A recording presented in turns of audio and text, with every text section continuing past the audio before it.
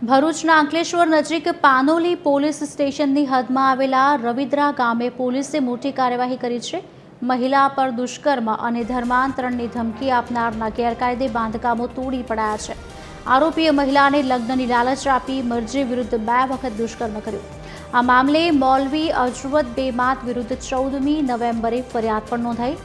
આરોપીએ ધર્માંતરણની અને બાળકોને મારી નાખવાની ધમકી આપી હતી। પાનોલી પોલીસે આરોપીની ધરપકડ બાદ તેના રહેણાંક મકાન, દુકાનો સહિતના ગેરકાયદે બાંધકામ પર બુલડોઝર ફેરવી દીધું છે।